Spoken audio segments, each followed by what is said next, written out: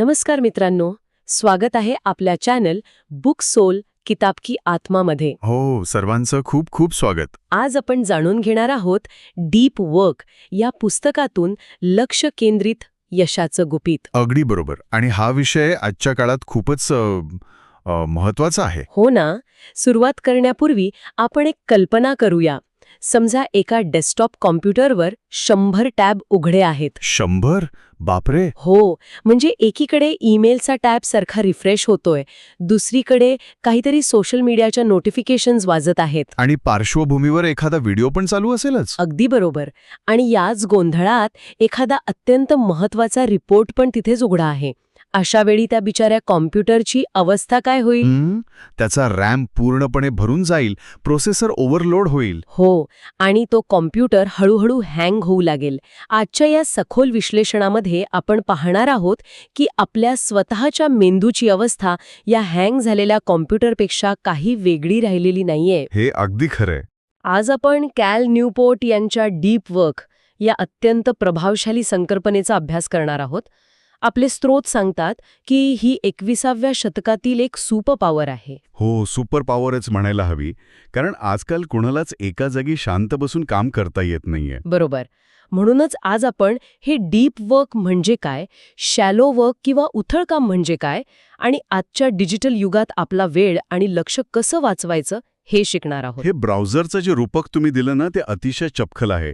कारण ज्याप्रमाणे कॉम्प्युटरचा प्रोसेसर अनावश्यक कामांमुळे अडकून पडतो, अगदी तशीच अवस्था आपल्या बौद्धिक क्षमतेची होते. म्हणजे ते अनावश्यक उघडे टॅब हे आपलं शॅलो वर्क आहे असं म्हणूया का आपण? अगदी तसंच.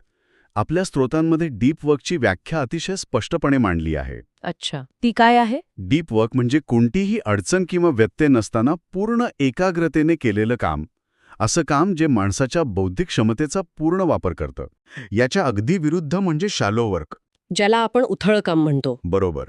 हे असं काम आहे ज्यामध्ये सतत व्यत्यय येत असतात. हे काम लॉजिस्टिक स्वरूपाचं असतं. म्हणजे जसं सतत ईमेल्स तपासणे किंवा व्हॉट्सॲपवर उत्तरं देणे. हो, किंवा नको त्या मीटिंग्समध्ये केवळ हजेरी लावणे. हे काम सहजासहजी कोणीही करू शकतं. त्यासाठी काही विशेष बुद्धिमत्तेची गरज नसते. अच्छा, पण मग यात विशेष काय आहे? यातली सर्वात आकर्षक गोष्ट म्हणजे कॅल न्यूपोर्ट यांचा एक सिद्धांत आहे. त्याला द डीप वर्क हायपोथेसिस असं म्हणतात. हा सिद्धांत काय सांगतो? हा सिद्धांत सांगतो की आजच्या अर्थव्यवस्थेत कोणत्याही विषयावर सखोल लक्ष केंद्रित करण्याची क्षमता अत्यंत दुर्मिळ होत चालली आहे. पण मजेची गोष्ट अशी की जी गोष्ट दुर्मिळ होते तिचं मूल्य बाजारात वाढत जातं.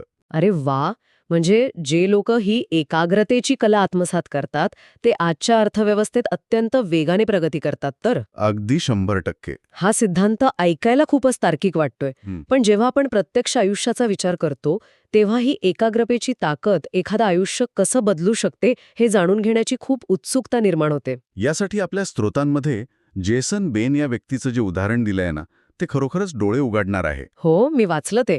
जेसन एका आर्थिक सल्लागार कंपनीत काम करत होता ना? हो, आणि तिथे त्याचं काम इतकं उथळ होतं की तो आपला 98% वेळ फक्त इंटरनेट सर्फिंग करण्यात घालवायचा. बापरे, 98%! म्हणजे तो काम करतच नव्हता. तसंच काहीसं. पण मग एक दिवस त्याने ठरवलं की यातून बाहेर पडायचं. त्याने स्वतःला अक्षरशः एका खोलीत बंद करून घेतलं. आणि सगळी डिजिटल व्यत्यय तोडून टाकले. हो, आणि डीप वर्कच्या सहाय्याने त्याने कॉम्प्युटरचं अत्यंत कठीण असं कोडिंग स्वतःहून शिकून घेतलं. आणि याचा परिणाम असा झाला की अवघ्या काही महिन्यात त्याला सिलिकॉन व्हॅली चक्क $1,00,000ची नोकरी मिळाली. हो, हे उदाहरण नक्कीच प्रेरणादायी आहे. पण मला इथे एक प्रश्न पडलाय. जेव्हा आपण या प्रक्रियेचा वैज्ञानिक दृष्टिकोनातून विचार करतो तेव्हा कामाची ही पद्धत नेमकी कशी काम करते? मेंदूमध्ये असं काय बदलतं? जेसनच्या या विलक्षण यशामागे मेंदूचं एक अतिशय महत्त्वाचं विज्ञान दडलं आहे. सोफी लेरॉय या अभ्यासकाने यावर एक सिद्धांत मांडलाय. कोणता सिद्धांत? त्याला त्या अटेन्शन रेसिड्यू म्हणतात.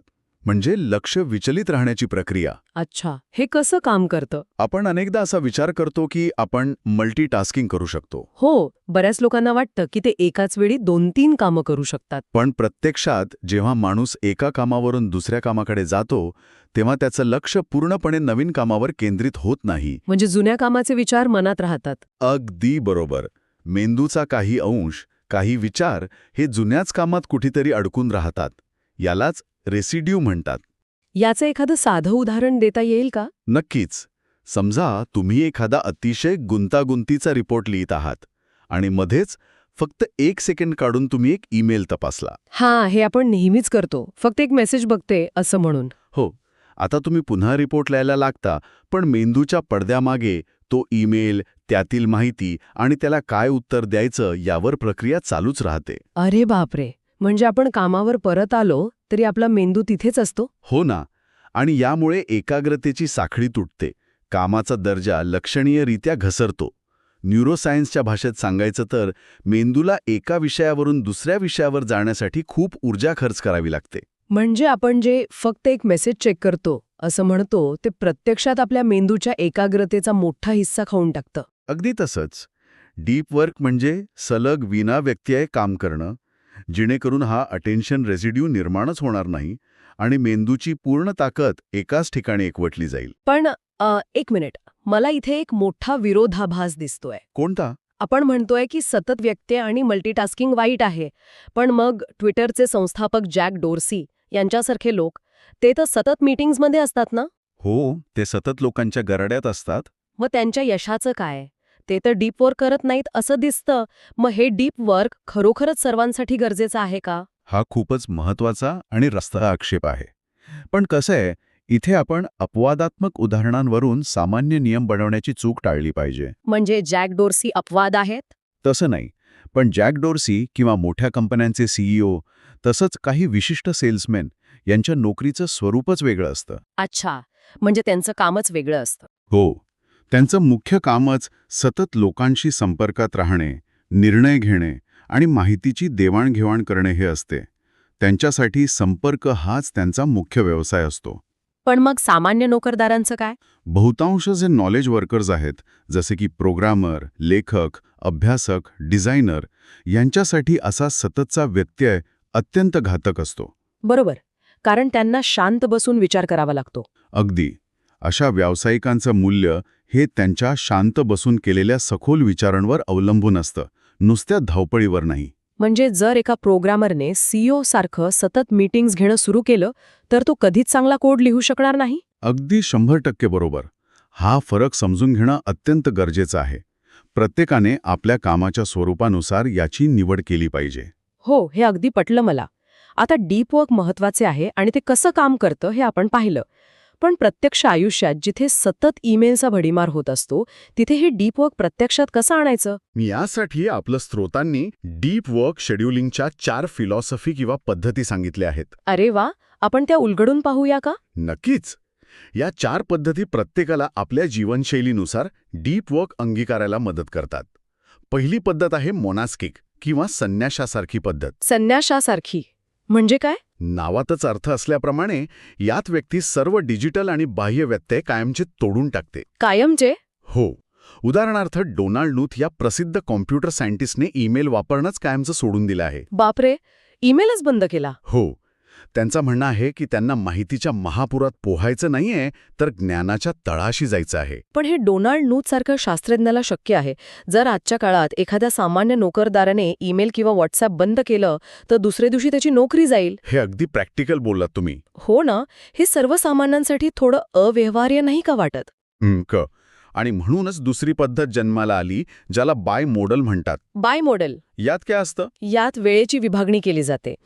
काही दिवस पूर्णपणे डीप वर्कसाठी आणि बाकीचे दिवस सामान्य उथळ कामांसाठी ठेवले जातात. अच्छा, म्हणजे आठवड्यातले 2 दिवस डीप वर्क आणि बाकीचे दिवस नेहमीचं काम. हो, किंवा अगदी महिन्यांची पण विभागणी असू शकते. ॲडम ग्रँट नावाचे प्राध्यापक याच पद्धतीचा वापर करतात. ते कसं करतात? ते एका सेमेस्टरमध्ये फक्त शिकवतात आणि दुसऱ्या सेमेस्टरमध्ये फक्त आणि फक्त संशोधनावर लक्ष केंद्रित करतात. म्हणजे 6 महिने हे आणि 6 महिने ते. बरोबर. किंवा प्रसिद्ध मानसशास्त्रज्ञ कार्ल जंग यांचं उदाहरण घ्या. त्यांनी काय केलं होतं? त्यांनी स्वतःच्या क्लिनिकच्या रोजच्या धावपळीतून वेळ काढून डीप वर्क करण्यासाठी चक्क जंगलात एक दगडी टावर बांधला होता. जंगलात टावर? बापरे. हो, आणि जेव्हा ते त्या टावरमध्ये असत तेव्हा जगातलं कोणतंही डिस्टर्बन्स त्यांच्यापर्यंत पोहोचत नसे. तिथे ते फक्त चिंतन आणि लिखाण करत. हे खूपच रंजक आहे. ही भेटी दुसरी पद्धत.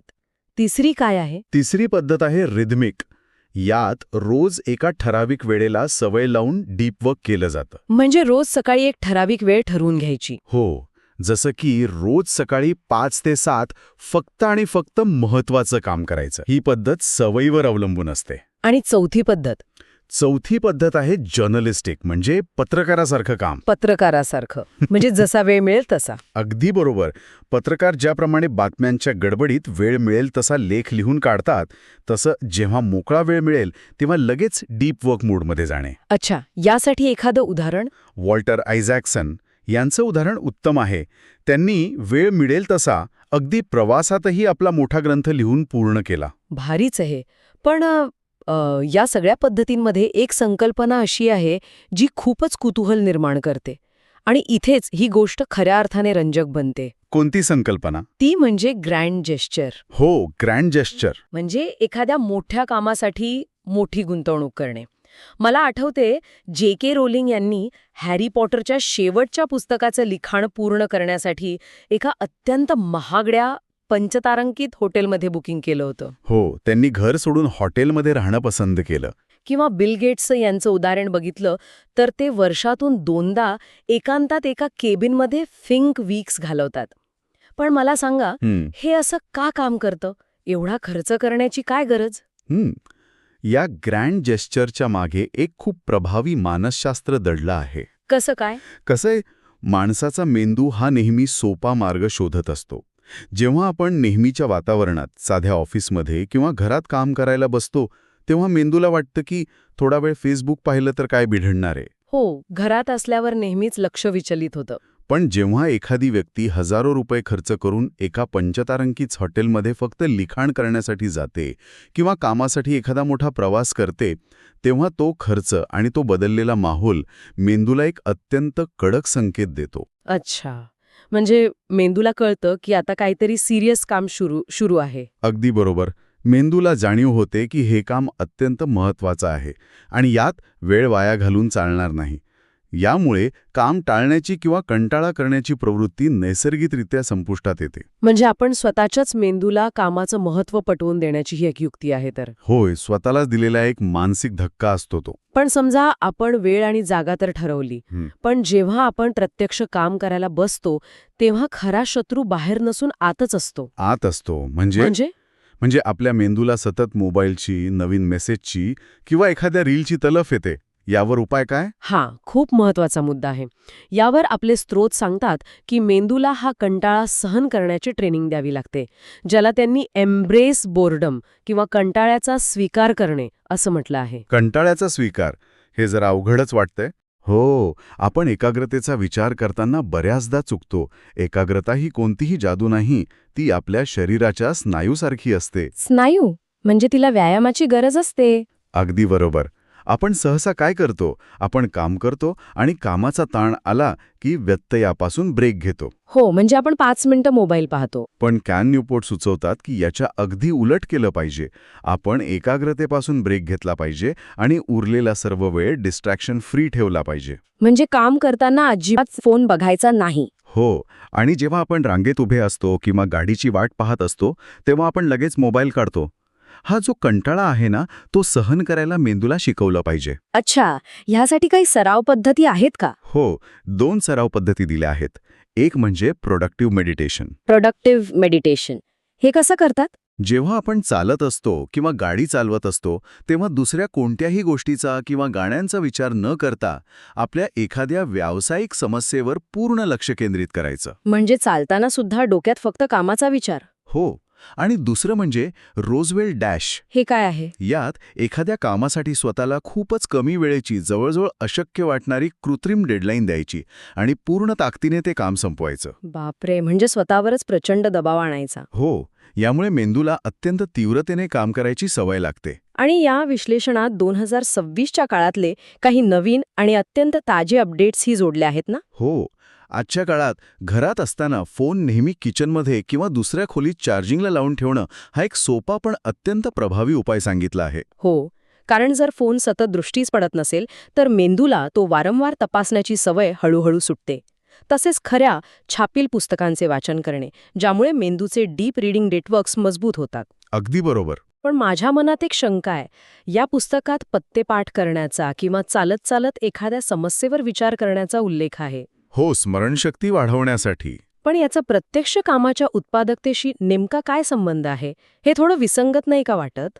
बरोबर पाहता तसं वाटू शकतं, पण जर आपण याला एका मोठ्या चित्राशी जोडून पाहिलं तर लक्षात येईल की या सर्व सवयींमुळे मेंदूची दीर्घकाळ एकाग्र राहण्याची आणि विचलित न होण्याची क्षमता वाढते. अच्छा, म्हणजे तो एक प्रकारचा व्यायामच आहे. हो, डोपामाइन नावाचं जे रसायन आपल्या मेंदूत असतं ते आपल्याला सतत नवीन आणि सोप्या उत्तेजना शोधायला लावतं. म्हणून आपल्याला सारखं रील बघावंसं वाटतं. नेमकं जेव्हा एखादी व्यक्ती पत्तेपाठ करण्याचा सराव करते तेव्हा ती प्रत्यक्षात फक्त पत्तेपाठ करत नसते. मग ती काय करत असते? ती तिच्या मेंदूला एकाच रटाळ गोष्टीवर लक्ष कसे केंद्रित ठेवायचे आणि मोबाईलकडे जाण्याची इच्छा कशी दाबायची याचे प्रशिक्षण देत असते. वा, हे मला आत्ता समजलं. एकदा का हा एकाग्रतेचा स्नायू मजबूत झाला की मग या क्षमतेचा वापर कोणत्याही महत्त्वाच्या प्रोजेक्टमध्ये, लिखाणात किंवा व्यवसायात उत्कृष्ट परिणाम देण्यासाठी अत्यंत सहजतेने करता येतो. थोडक्यात सांगायचं तर कंटाळा सहन करणं हीच एकाग्रतेची आणि यशाची पहिली पायरी आहे. अगदी 100%. हा दृष्टिकोन खरोखरच विचार करायला लावणार आहे. आता आपला मेंदू आतून तयार झालाय, पण आपल्या आजूबाजूला असलेली डिजिटल दुनिया आणि ऑफिसमधली अनावश्यक कामं आपला वेळ गिळंकृत करण्यासाठी टपून बसली आहेत. हो, ते तर सगळीकडेच आहे. मग त्यांचं व्यवस्थापन कसं करायचं? इथे क्विट सोशल मीडिया आणि ड्रेन द शॅलोज किंवा उथळ कामांचा निचरा हे 2 अत्यंत कडक नियम समोर येतात. हो, आणि सोशल मीडियाच्या बाबतीत आपण सहसा एका चुकीच्या मानसिकतेत अडकलेलो असतो. कोणती मानसिकता? काहीतरी फायदा होईल ही मानसिकता, एनी बेनिफिट अप्रोच. हो, आपल्याला नेहमी वाटतं की फेसबुक किंवा एक्सवर राहिल्याने कधीतरी कोणाशी तरी संपर्क होईल किंवा काहीतरी कामाची माहिती मिळेल. बरोबर. पण आता आपल्याला क्राफ्ट्समन अप्रोच स्वीकारण्याची गरज आहे. क्राफ्ट्समन अप्रोच म्हणजे एखाद्या सुतारासारखं. अगदी तसंच. एखादा सुतार जसा प्रत्येक हत्यार वापरत नाही, तो फक्त तेच हत्यार वापरतो ज्याचा फायदा तोट्यापेक्षा जास्त आहे. तसाच सोशल मीडियाचा विचार करणं गरजेचं आहे. म्हणजे जर फेसबुकचा खरोखर फायदा होत असेल तरच ते वापरायचं. हो, आणि सर्वात महत्त्वाचं म्हणजे 2022 ते 2026च्या काळात सोशल मीडियाचं स्वरूप पूर्णपणे बदललं आहे. हो ना, आता तर फक्त शॉर्ट व्हिडिओज आणि रील्सच जमाना आहे. बरोबर. आता तो टिकटॉकसारखा निव्वळ व्यसनाधीन अल्गोरिदम बनला आहे. तो आता माहिती मिळवण्याचा टूल राहिलेलाच नाही. हे मात्र अगदी खरंय. आपण एकदा बघायला लागलो की 2 तास कसे जातात ते समजतच नाही. हो, त्यामुळे आजच्या घडीला हा कोणता प्लॅटफॉर्म निवडायचा हा प्रश्न राहिला नसून डिजिटल व्यसनमुक्तीचा आणि स्वतःच्या मेंदूचा ताबा परत मिळवण्याचा प्रश्न बनला आहे. हे एकदम अचूक बोललात. आणि केवळ सोशल मीडियाच नाही तर ऑफिसमधलं उथळ काम कमी करण्यासाठी या सूत्रांमध्ये दिवसाच्या प्रत्येक मिनिटाचं वेळापत्रक बनवण्याचा सल्ला दिला आहे. हो, ड्रेन द शॅलोज. इथे 37 सिग्नल्स, ज्याला बेस कॅम्प असंही म्हणतात, या कंपनीचा प्रयोग खूपच थक्क करणारा आहे. हो, त्यांनी कामाचे दिवस कमी केले होते ना? हो, त्यांनी आठवड्यातील कामाचे दिवस 5 वरून चक्क 4 केले. आणि एवढंच नाही तर एका वर्षी जून महिन्यात त्यांनी कोणतीही उथळ कामे ठेवली नाहीत. म्हणजे काय, मीटिंग्स वगैरे रद्द केल्या? हो, एकही मीटिंग नाही, एकही ईमेल नाही. कर्मचाऱ्यांना फक्त डीप वर्क करण्यासाठी पूर्ण महिना दिला. अरे वा, याचा काय परिणाम झाला? यातून कंपनी बुडाली नाही, उलट त्यांना नवीन आणि अत्यंत फायदेशीर प्रोजेक्ट्स मिळाले, जे इतर वेळी कधीच शक्य झाले नसते. हे खरंच आश्चर्यकारक आहे. पण हा मुद्दा मला थोडा खटकतोय. तर या सगळ्याचा नेमका अर्थ काय? कोणत्या गोष्टीचा? म्हणजे एखाद्याने दिवसाच्या प्रत्येक मिनिटचा शेड्यूल बनवलं तर ते खूप जाचक आणि माणसाला रोबोट बनवल्यासारखं नाही का वाटणार? माणसाने थोडं मोकळेपणाने जगू नये का? हा आक्षेप खूप लोक घेतात. वरवर पाहता ते वेळापत्रक रोबोटिक वाटू शकतं. पण हे शेड्यूल कडक असण्यापेक्षा आपल्या वेळेचा सन्मान करण्यासाठी आहे. वेळेचा सन्मान तो कसा? याला फिक्स्ड शेड्यूल प्रोडक्टिव्हिटी म्हणतात. जेव्हा एखादी व्यक्ती आपला दिवस आधीच आखून घेते तेव्हा तिला खऱ्या अर्थाने कळतं की तिच्याकडे प्रत्यक्ष काम करण्यासाठी किती कमी वेळ आहे. अच्छा, म्हणजे आपल्याला वास्तवाची जाणीव होते. हो, यामुळे आपण अनावश्यक कामांना आणि लोकांच्या आवाजवी मागण्यांना अत्यंत ठामपणे नाही म्हणायला शिकतो. हे मात्र महत्वाचं आहे. बऱ्याचदा आपण नाही म्हणू शकत नाही म्हणूनच आपला वेळ जातो. अगदी बरोबर. हे वेळापत्रक माणसाला गुलाम बनवण्यासाठी नाही, तर त्याचा वेळ फालतू गोष्टींपासून मुक्त करण्यासाठी आहे. म्हणजे जर ठरवलेली कामं वेळेत पूर्ण झाली तर उरलेला वेळ कोणत्याही अपराधी भावनेशिवाय कुटुंबासोबत किंवा छंदांसाठी घालवता येतो. हो, शिस्त हीच खरी मुक्ती आहे असं म्हणायला हरकत नाही. अगदी खरंय. आता आपण या सूत्रांच्याही पुढे जाऊन 2026 मधील सर्वात मोठ्या आणि ताज्या आव्हानाकडे वळूया. Artificial intelligence. हो, AI आणि घरून काम करण्याची संस्कृती म्हणजे रिमोट वर्क. हां. हे 2 घटक सध्या कामाच्या जगात मोठी उलथापालथ करत आहेत. हो, परिस्थिती खूप वेगाने बदलतीये. आपण उथळ काम टाळण्याचा प्रयत्न करत असतानाच AIने ते काम अतिशय सोपं करून ठेवलं आहे. हो, आणि या बदलत्या परिस्थितीसाठी एक नवीन हायब्रिड अटेन्शन मॉडेल सुचवण्यात आलं आहे. हायब्रिड अटेन्शन मॉडेल हे कसं काम करतं? ज्या दिवशी आपण घरून काम करत असू, म्हणजे रिमोट डेज, त्या दिवशी 0 मीटिंग्स, 0 ईमेल्स आणि 0 चॅट ठेवून फक्त आणि फक्त डीप वर्क करायचं. कारण घरी तुम्हाला कोणी डिस्टर्ब करायला नसतं, बरोबर? अगदी बरोबर. आणि ज्या दिवशी आपण ऑफिसमध्ये असू, तेव्हा फक्त चर्चा, सहकार्य आणि शॅलो वर्क करायचं. म्हणजे ऑफिसमध्ये फक्त मीटिंग्स आणि घरी फक्त डीप वर्क. यामुळे दोन्ही गोष्टींचा उत्तम मेळ बसतो. हो, पण यातील दुसरा भाग अधिक गंभीर आणि धोक्याचा आहे. कोणता? तो म्हणजे AI आणि वर्क स्लॉप. हे वर्क स्लॉप म्हणजे नेमकं काय? आजकाल लोक AI कडून ईमेल्स, प्रेझेंटेशन्स किंवा रिपोर्ट्स काही सेकंदात लिहून घेतात. हो, हे म्हणजे व्यायामाच्या वेळी कुणीतरी आपल्याला मशीन लावून पुशअप्स करायला मदत करण्यासारखं आहे. अगदी अचूक रूपक आहे हे. पण मला सांगा, काम तर सोपं होतंय, मग आपण AIचा वापर करून आपलं काम जलद का करू नये? यात नुकसान काय आहे? यातलं नुकसान अतिशय खोलवरचं आहे. कारण उथळ काम वेगाने करणे म्हणजे खरी प्रॉडक्टिव्हिटी नाही. म्हणजे वर्क स्लॉप म्हणजे AIने तयार केलेले असे रिपोर्ट्स किंवा ईमेल्स जे अतिशय रटाळ, भावनाशून्य आणि कुचकामी असतात, जे वाचण्यात कोणालाही रस नसतो. हो, ते अगदी यंत्राने लिहिल्यासारखे वाटतात. बरोबर. जर एक व्यक्ती AI वापरून लांबलचक ईमेल लिहित असेल आणि दुसरी व्यक्ती तो वाचण्यासाठी AIचा वापर करून त्याचा सारांश काढत असेल, तर त्या संवादाचा अर्थच काय उरला? बापरे, हा विचार तर मी केलाच नव्हता. म्हणजे कोणीच काहीच वाचत नाहीये. अगदी तेच. याहून मोठी गोष्ट म्हणजे वाचणे, विचार करणे आणि लिहिणे हे मेंदूसाठी अत्यंत महत्वाचं चक्र आहे. Read, think, write. हो, जेव्हा एखादी व्यक्ती स्वतः विचार करून लिहिते तेव्हा तिच्या मेंदूला ताण पडतो. पण त्या ताणातूनच तो विषय अधिक चांगल्या प्रकारे समजतो आणि नवीन कल्पना सुचतात. अच्छा, म्हणजे तो बौद्धिक व्यायाम आहे. हो, जर आपण AIला विचार करण्याचे आणि लिहिण्याचे काम दिले तर आपण आपली बौद्धिक क्षमता गमावून बसू. हे खूपच भयानक आहे. ज्ञान आधारित अर्थव्यवस्थेत हा जो बौद्धिक तणाव किंवा कॉग्निटिव्ह स्ट्रेन आहे ना, हीच आपली खरी ताकद आहे. AIच्या आहारी जाऊन विचार करण्याची क्षमता गमावणे ही स्वतःच्याच पायावर कुऱ्हाड मारून घेण्यासारखी चूक ठरेल. खरंच ही खूप विचार प्रवृत्त करणारी गोष्ट आहे. तंत्रज्ञान आपल्या सोयीसाठी आहे, विचार करण्याचं काम टाळण्यासाठी नाही. अगदी बरोबर. तर मित्रांनो, या सखोल चर्चेचा समारोप करताना आपण हेच लक्षात घेतलं पाहिजे की डीप वर्क ही काही एका दिवसात मिळणारी गोष्ट नाही. हो, ही एक सातत्याने सरावाची गरज असलेली सवय आहे. आपल्या दिवसाचे नियोजन करणे, कंटाळ्याचा सामना करायला शिकणे, उथळ कामांना मर्यादा घालणे आणि सर्वात महत्त्वाचे म्हणजे AI आणि सोशल मीडियाच्या अल्गोरिदमला आपल्या मेंदूचा ताबा घेऊ न देणे, या आजच्या काळातील सर्वात आवश्यक गोष्टी बनल्या आहेत. अगदी तसंच. आणि ही चर्चा संपवण्यापूर्वी एक विचार करण्यासारखा आणि थोडासा अस्वस्थ करणारा मुद्दा श्रोत्यांसमोर मांडू इच्छितो. हो, नक्की सांगा.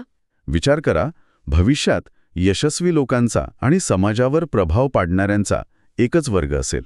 कोणता वर्ग? तो म्हणजे असे लोक जे एका रिकाम्या खोलीत कोणत्याही स्क्रीनशिवाय, मोबाईलशिवाय फक्त स्वतःच्या विचारांसोबत शांतपणे बसू शकतात. त्यांच्यात तशी क्षमता असेल. अरे वा. डिजिटल कोलाहलाने ग्रस्त असलेल्या आणि सतत लक्ष विचलित होणाऱ्या या जगात एखाद्या व्यक्तीची शांतता आणि एकाग्रता हीच तिची सर्वात मोठी ताकद बनणार नाही का? क्या बात आहे. सुरुवातीला आपण म्हटलं होतं की आपला मेंदू 100 टॅब उघडे असलेल्या ब्राउझरसारखा झालाय जो सतत हँग होतोय. हो. कदाचित यशाचं आणि मानसिक शांतीचं खरं गुपित हे सतत नवीन टॅब उघडण्यात नसून अनावश्यक टॅब बंद करून त्या एकाच महत्त्वाच्या पानावर शांतपणे आणि सखोल काम करण्यात दडलं आहे. अगदी बरोबर. या सखोल विश्लेषणामध्ये सहभागी झाल्याबद्दल धन्यवाद. वाचन करत रहा आणि शिकत रहा.